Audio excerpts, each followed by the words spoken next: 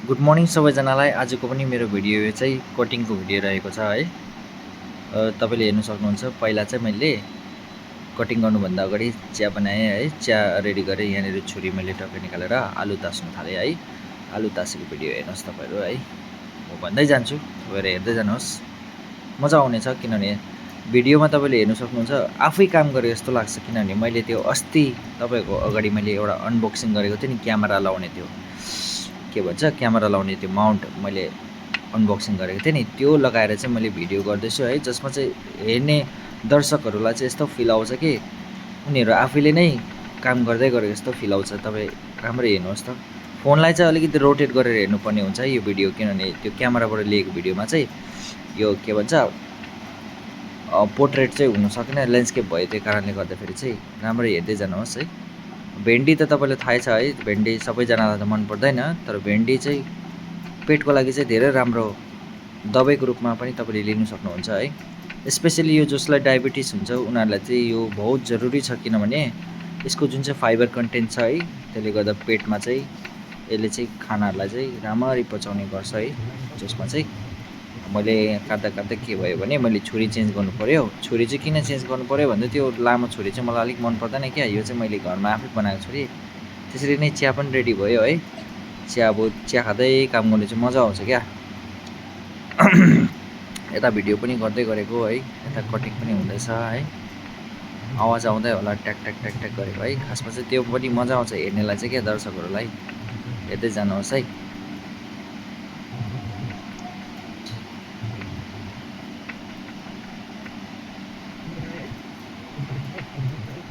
तपाईँलाई पनि यस्तो फिल हुँदै होला है, आफै काटेको जस्तो फिल हुन्छ। राम्ररी हेर्नुहोस् है, किनभने त्यो क्यामेरामा चिया पनि हल्का पिउँदै गर्नुपर्छ है। टक्कै अलिकति तपाईँहरूले त्यहाँनिर मेरो ट्याब पनि देख्नुहुँदै होला है। ट्याब चाहिँ खासमा चाहिँ मैले यो भिडियोको पोजिसन मिलाउनु लागि चाहिँ मेरो भिडियो गर्दै गरेको चाहिँ ट्याबमा आउँछ कि, त्यो कारणले गर्दा ट्याबमा हेर्दै भिडियो गर्छु है। बिहान सब्जी पकाउँदा चाहिँ अब वाइफले सब्जी पकाउँछ भने चाहिँ आफूले चाहिँ काटिदिएको राम्रो होइन।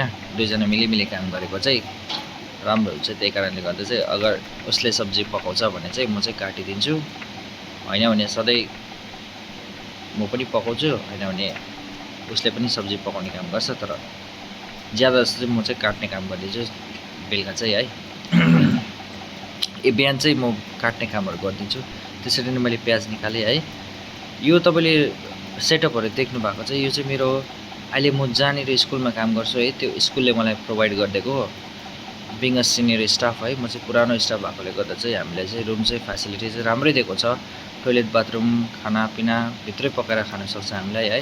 ग्यास सिलिन्डर सबै प्रोभाइड गरिदिएको छ। यो डल्लै सेटअप चाहिँ स्कुलले दिएको है। यसरी नै प्याज काटेँ मैले है। प्याज काट्नु त एक्सपर्टै हो, पहिलादेखि नै प्याज काट्दै आएको होइन। त्यो कारणले गर्दा त्यसरी नै मैले प्याजहरू हालेँ मैले यसमा है।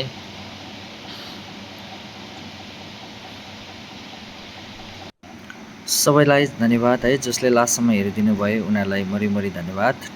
आजको भिडियो अलिकति लामो भयो है। अब अरू बेला चाहिँ म अलिक छोटो भिडियो ल्याउने कोसिस गर्छु है। धन्यवाद सबैजनालाई।